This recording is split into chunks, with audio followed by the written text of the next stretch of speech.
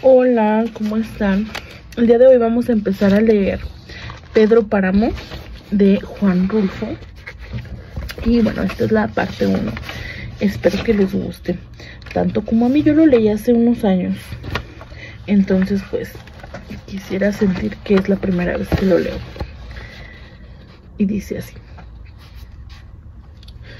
vine a Comala porque me dijeron que acá vivía mi padre, un tal Pedro Páramo. Mi madre me lo dijo, y yo le prometí que vendría a verlo en cuanto ella muriera.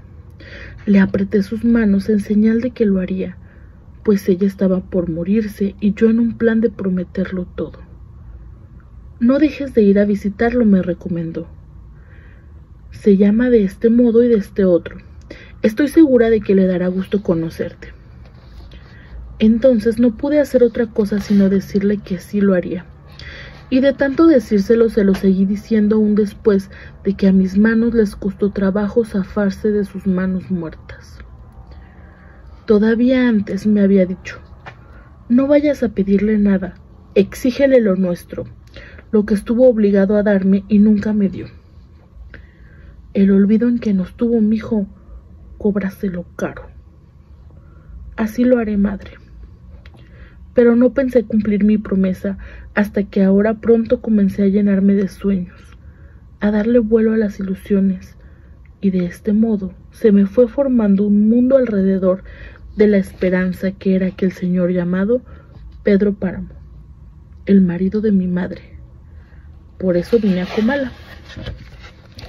Era ese el tiempo de la canícula, cuando el aire de agosto sopla caliente, envenenado por el olor podrido de las aponarias. El camino subía y bajaba. Sube o baja según se va o se viene. Para el que va sube, para el que viene baja. ¿Cómo dice usted que se llama el pueblo que se ve allá abajo? Comala, señor. ¿Está seguro de que ya es Comala? Seguro, señor. ¿Y por qué se ve esto tan triste? Son los tiempos, señor. Yo imaginaba ver aquello a través de los recuerdos de mi madre, de su nostalgia, entre retazos de suspiros. Siempre vivió ella suspirando por Comala, por el retorno, pero jamás volvió. Ahora yo vengo en su lugar, traigo los ojos con que ella miró estas cosas, porque me dio sus ojos para ver. Ay, allí, pasando el puerto de los Colimotes, la vista muy hermosa de una llanura verde, algo amarilla por el maíz maduro. Desde ese lugar se ve Comala, blanqueando la tierra, iluminándola durante la noche. Y su voz era secreta, casi apagada, como si hablara consigo misma. Mi madre. ¿Y a qué va usted a Comala, si se puede saber? Oí que me preguntaban. Voy a ver a mi padre, contestó. Ah, dijo él, y volvimos al silencio. Caminábamos cuesta abajo, oyendo el trote rebotando de los burros, los ojos reventados por el sopor del sueño, en la canícula de agosto. Bonita fiesta le va a armar, volví a oír la voz del que iba ahí a mi lado. Se pondrá contento de ver a alguien después de tantos años que nadie viene por aquí. Luego añadió: sea usted quien sea, se alegrará de verlo. En la reverberación del sol, la llanura parecía una laguna transparente, deshecha en vapores por donde se traslucía un horizonte gris, y más allá una línea de montañas. Y todavía más allá, la más remota lejanía. ¿Y qué trazas tiene su padre, si se puede saber? No lo conozco, le dije. Solo sé que se llama Pedro Páramo. Ah, vaya. Sí, así me dijeron que se llamaba. Oí otra vez el del arriero. Me había topado con él en los encuentros donde se cruzaban varios caminos. Me estuve ahí esperando hasta que al fin apareció este hombre. ¿A dónde va usted?, le pregunté. Voy para abajo, señor. ¿Conoce algún lugar llamado Comala? Para allá mismo voy. Y lo seguí. Fui tras él tratando de emparejarme a su paso.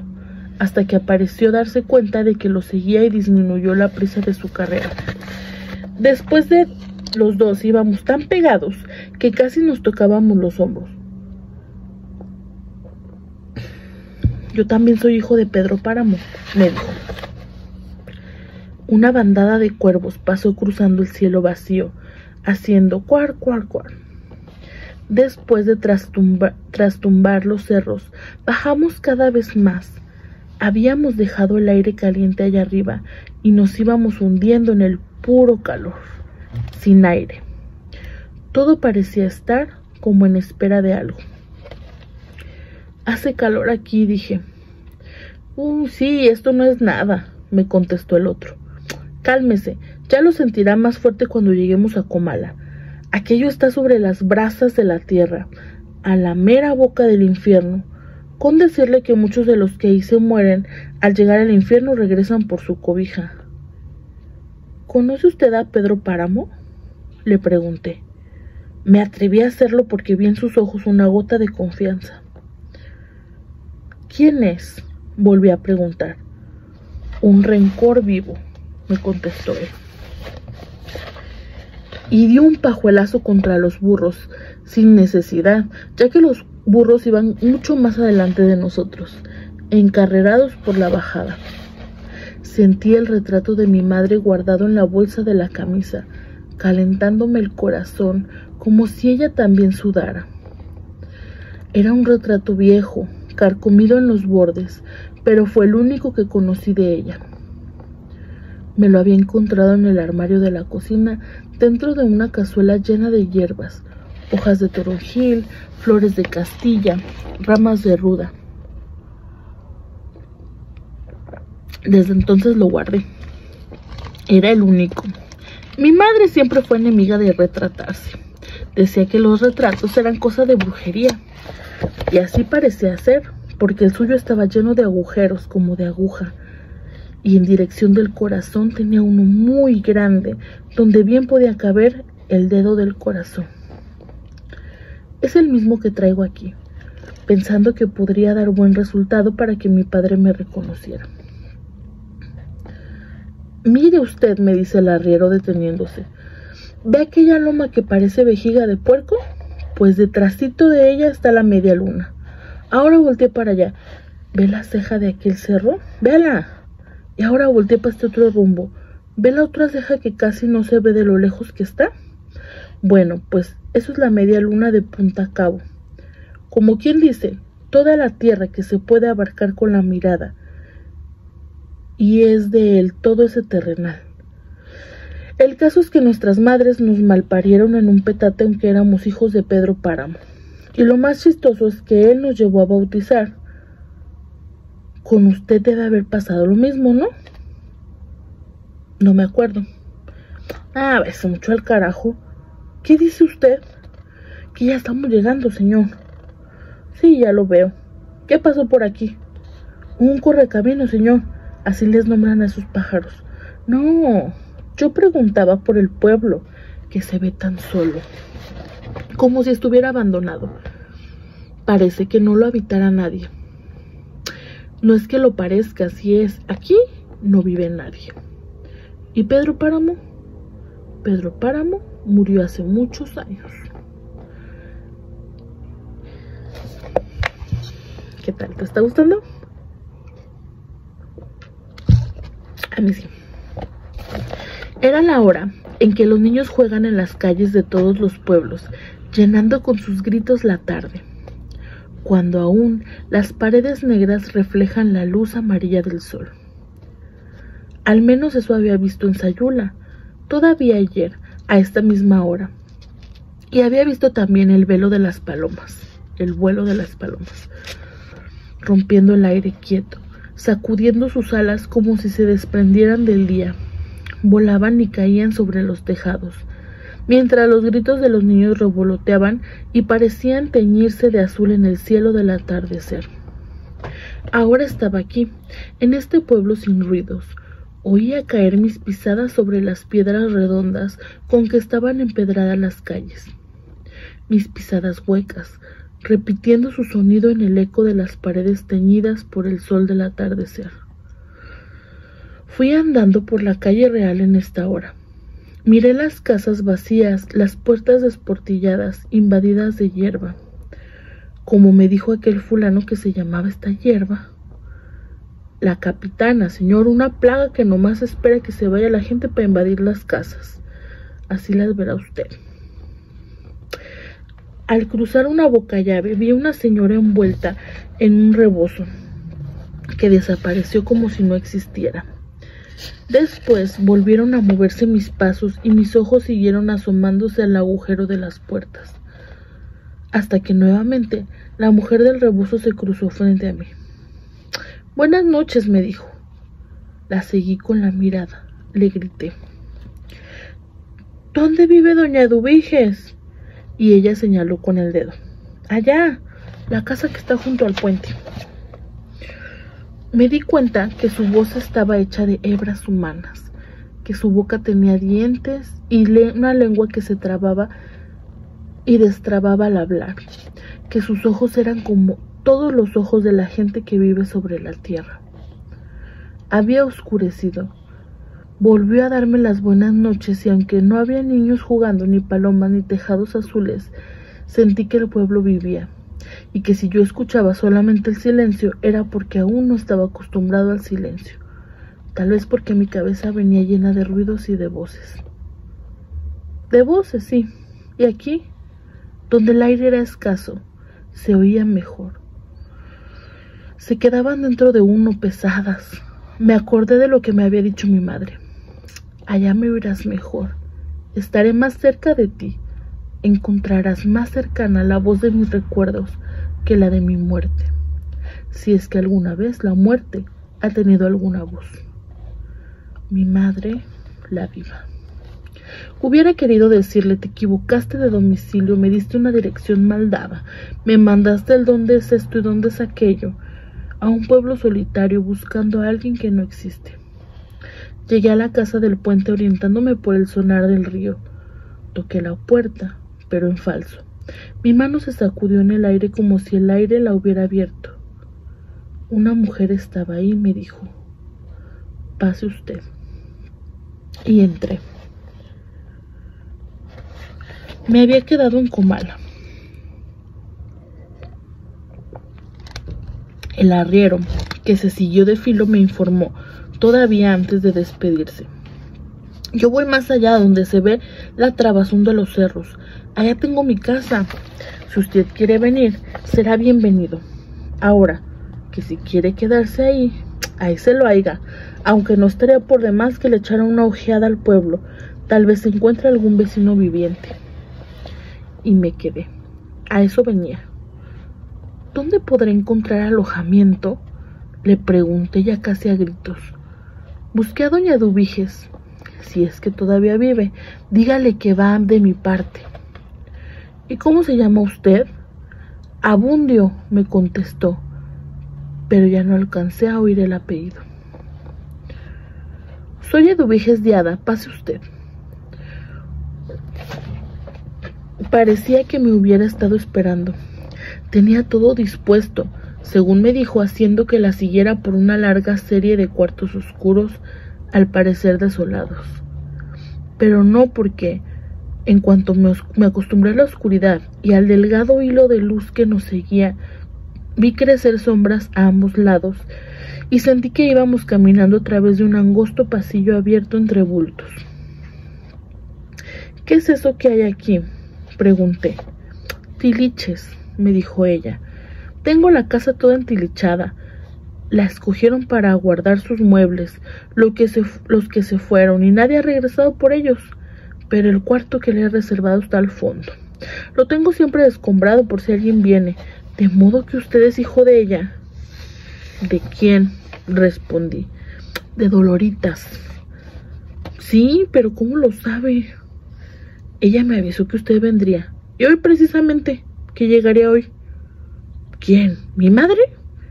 «Sí, ella». Yo no supe qué pensar, ni ella me dejó en qué pensar. «Ese es su cuarto», me dijo. No tenía puertas, solamente aquella por donde habíamos entrado.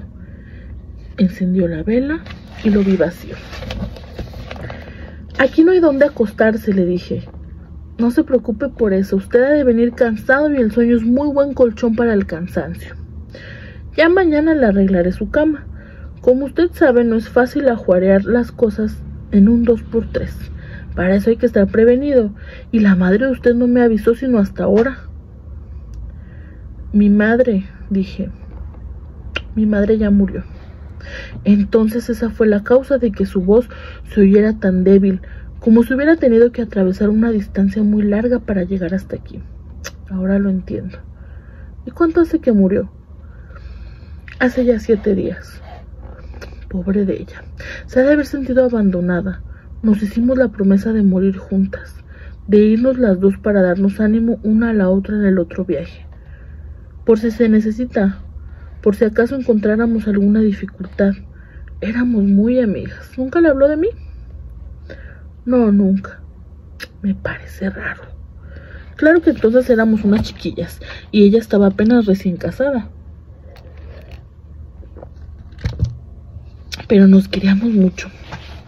Tu madre era tan bonita, tan, digamos, tan tierna, que daba gusto quererla.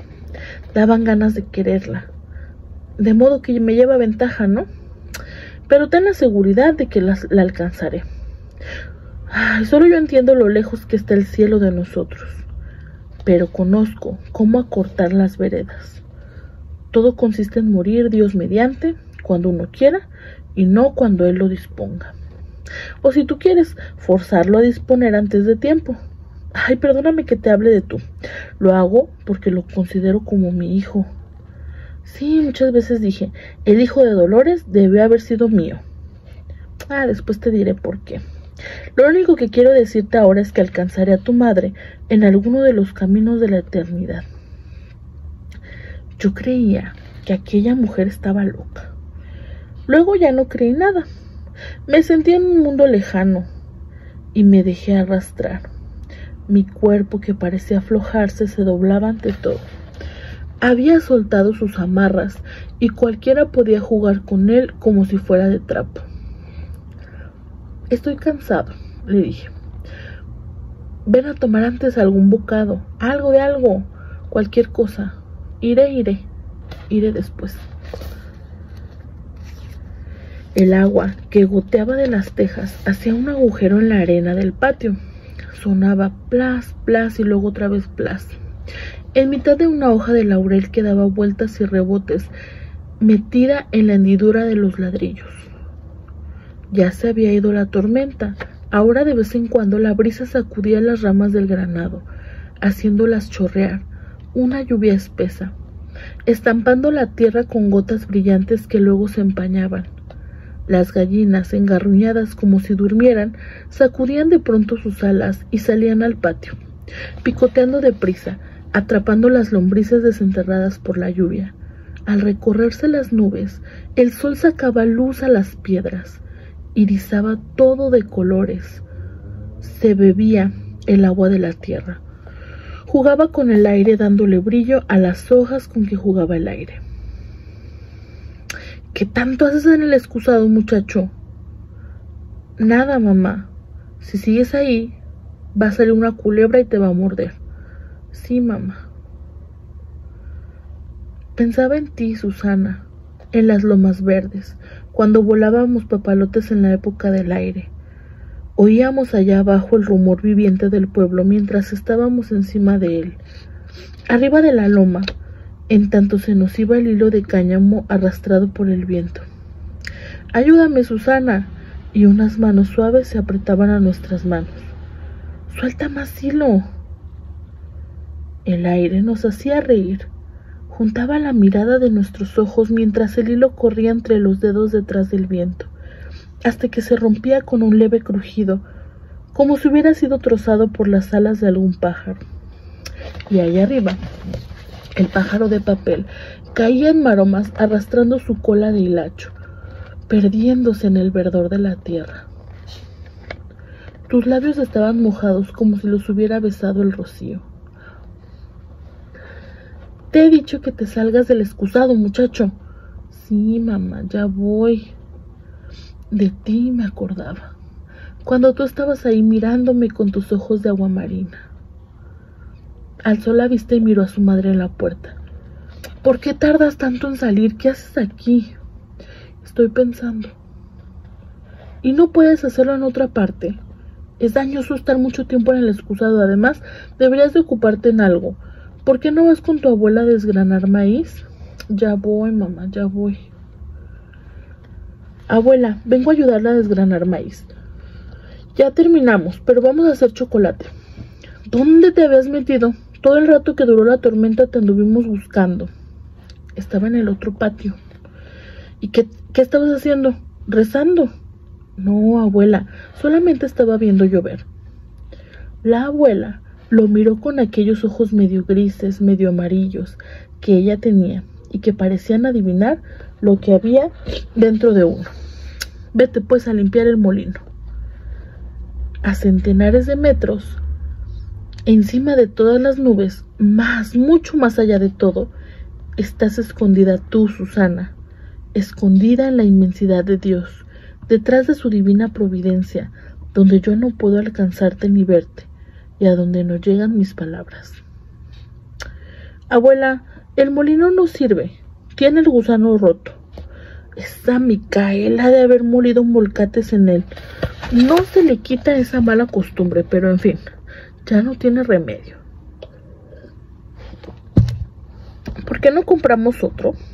Este ya de tan viejo ni servía. Dices bien, aunque con los gastos que hicimos para enterrar a tu abuelo y los diezmos que le hemos pagado a la iglesia, nos hemos quedado sin un centavo. Sin embargo, haremos un sacrificio. Ay, Dios, no me quedé. Y compraremos otro. Sería bueno que fueras a ver a doña Inés Villalpando y le pidieras que nos lo fiara para octubre. Se lo pagaremos en las cosechas.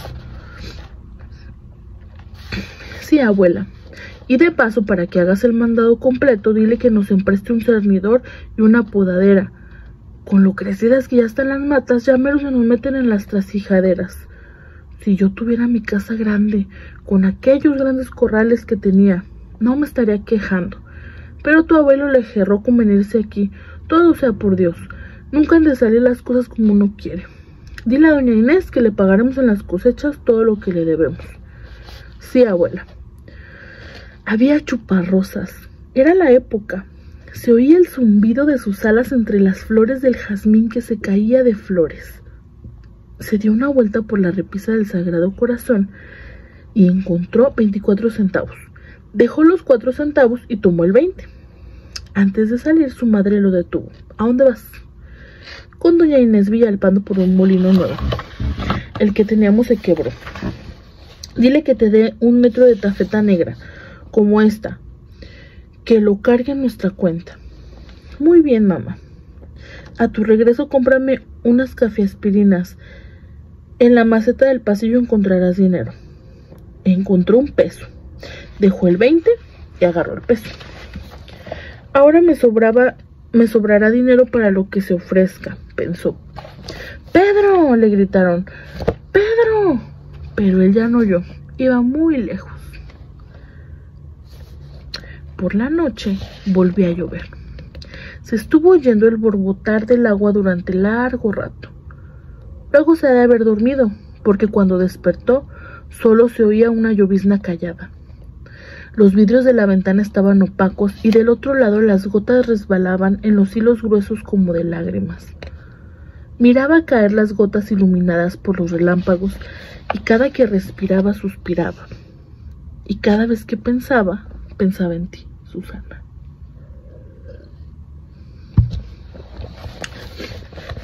La lluvia se convertía en brisa. Oyó: el perdón de los pecados y la resurrección de la carne. Amén. Eso era acá adentro, donde unas mujeres rezaban el final del rosario. Se levantaban, encerraban los pájaros, atrancaban la puerta, apagaban la luz.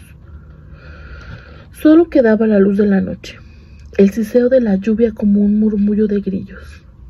¿Por qué no has ido a rezar el rosario? Estamos en el novenario de tu abuelo. Ahí estaba su madre en el umbral de la puerta con una vela en la mano, su sombra descorrida hacia el techo, larga, desdoblada, y las vigas del techo la devolvían en pedazos, despedazada. «Me siento triste», dijo. Entonces ella se dio vuelta, apagó la llama de la vela, cerró la puerta y abrió sus sollozos, que se siguieron oyendo confundidos con la lluvia. El reloj de la iglesia dio las horas, una tras otra, como si se hubiera encogido el tiempo. «Pues sí, yo estuve a punto de ser tu madre. ¿Nunca te platicó ella nada de eso?» «No, solo me contaba cosas buenas. De usted vine a saberle por el arriero que me trajo hasta aquí, un tal Abundio». «Ah, el bueno de Abundio. Así que todavía me recuerda. Yo le daba sus propinas por cada pasajero que encaminara a mi casa, y a los dos nos iba re bien. Ahora, desventuradamente, los tiempos han cambiado, pues desde que esto está empobrecido ya nadie se comunica con nosotros, de modo que él te recomendó que vinieras a verme. Me encargó que la buscara. No puedo menos que agradecérselo. Fue buen hombre y muy cumplido. Era quien nos acarreaba el correo, y lo siguió haciendo todavía después de que se quedó sordo. Me acuerdo del desventurado día que le sucedió su desgracia. Todos nos conmovimos porque todos lo queríamos. Nos llevaba y traía cartas. Nos contaba cómo andaban las cosas allá del otro lado del mundo, y seguramente a ellos les contaba cómo andábamos nosotros. Era un gran platicador. Después ya no, dejó de hablar. Decía que no tenía sentido ponerse a decir cosas que él no oía, que no le sonaban a nada, a las que no les encontraba ningún sabor. Todo sucedió a raíz de que le tronó muy cerca de la cabeza uno de esos cohetones que usamos aquí para espantar las culebras de agua. Desde entonces enmudeció. Aunque no era mudo, pero eso sí, no se le acabó lo buena gente. ¿De que te hablo oía bien? No debe ser él.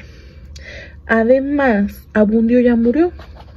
Debe haber muerto seguramente. ¿Te das cuenta? Así que no puede ser él. Estoy de acuerdo con usted. Bueno, volviendo a tu madre, te iba diciendo. Sin dejar de oírla, me puse a mirar a la mujer que tenía frente a mí. Pensé que debía haber pasado por años difíciles. Su cara se transparentaba como si no tuviera sangre, y sus manos estaban marchitas y apretadas de arrugas. No se le veían los ojos. Llevaba un vestido blanco muy antiguo, recargado de holanes, y del cuello, enhilada en un cordón, le colgaba una María Santísima del Refugio con un letrero que decía «Refugio de pecadores».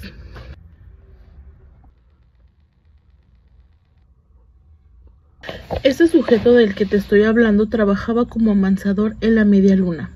Decía llamarse Inocencio Osorio, aunque todos lo conocíamos por el mal nombre del Saltaperico, por ser muy liviano y ágil para los brincos.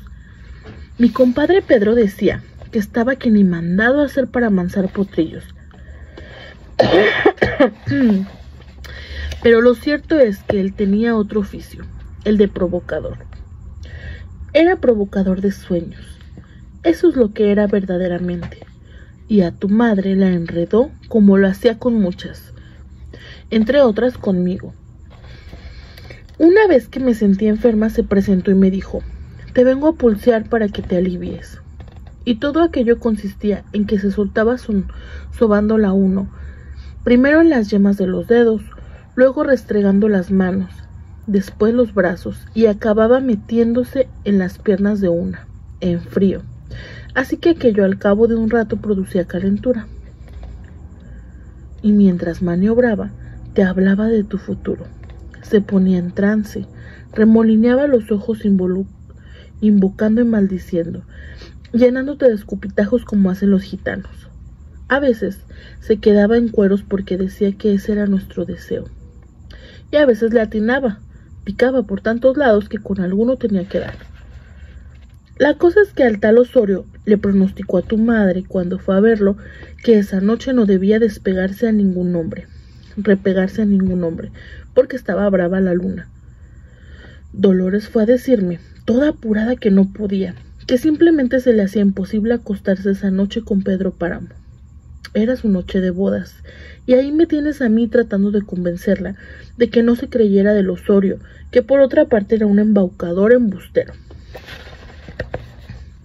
No puedo, me dijo. Anda tú por mí, no lo notará. Claro que yo era mucho más joven que ella, y un poco menos morena, pero eso ni se nota en lo oscuro. No puedes ser, Dolores, tienes que ir tú. Hazme ese favor, te lo pagaré con otros. Tu madre en ese tiempo era una muchachita de ojos humildes. Si algo tenía bonito tu madre eran los ojos, y sabían convencer. Ve tú en mi lugar, decía. Y fui. Me valí de la oscuridad y de otra cosa que ella no sabía, y es que a mí también me gustaba Pedro Páramo. Me acosté con él, con gusto, con ganas. Me atrinchilé a su cuerpo, pero el jolgorio del día anterior lo había dejado rendido, así que pasó la noche roncando. Todo lo que hizo fue entreverar sus piernas entre las mías.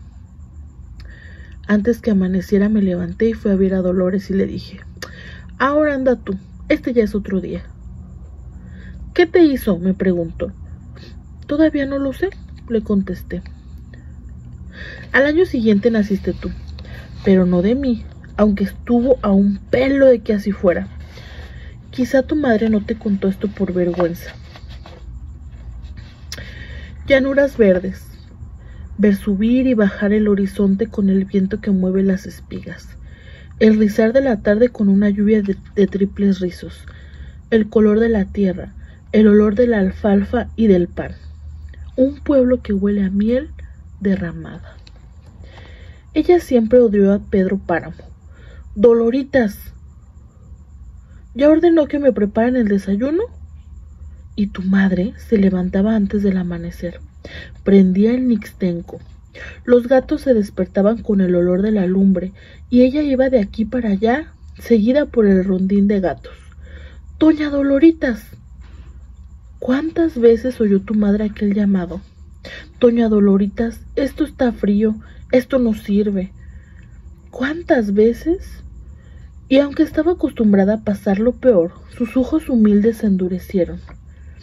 No sentir otro sabor, sino el del azar de los naranjos en la tibieza del tiempo. Entonces comenzó a suspirar. ¿Por qué suspira usted, Doloritas? Yo los había acompañado esa tarde. Estábamos en mitad del campo mirando pasar las parvadas de los tordos. Un sopilote solitario me mecía en el cielo. ¿Por qué suspira usted, Doloritas? Quisiera ser sopilote para volar a donde vive mi hermana. No faltaba más, doña Doloritas. Ahora mismo irá usted a ver a su hermana. Regresemos, que le preparen sus maletas. No faltaba más. Y tu madre se fue. Hasta luego, don Pedro. Adiós, Doloritas. Se fue de la media luna para siempre. Yo le pregunté muchos meses después a Pedro Páramo por ella. Quería más a su hermana que a mí. Allá debe estar a gusto. Además, ya me tenía enfadado. No pienso inquirir por ella si es eso lo que te preocupa. Pero ¿de qué vivirán? Que Dios los asista. El abandono en que nos tuvo, mijo, cóbraselo caro. Y así hasta ahora que ella me avisó que vendrías a verme, no volvimos a saber más de ella. La de cosas que han pasado, le dije. Vivíamos en Colima arrimados a la tía Gertrudis, que nos echaba en cara nuestra carga. ¿Por qué no regresas con tu marido?, le decía a mi madre. ¿Acaso él ha enviado por mí? No me voy si él no me llama. Vine porque te quería ver, porque te quería, por eso vine. Lo comprendo, pero ya va siendo hora de que te vayas. Si consistiera en mí. Pensé que aquella mujer me estaba oyendo, pero noté que tenía borneada la cabeza como si escuchara algún rumor lejano.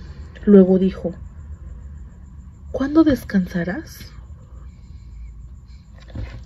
Y bueno, hasta aquí dejamos la primera parte. Creo que nos lo vamos a echar en unas 5 partes. Bueno, espero después leer más tiempo, nomás que ahorita ya bajaron mis niñas y pues ya no alcanzamos a leer más. Entonces pues nos vemos en el siguiente capítulo. Espero les haya gustado.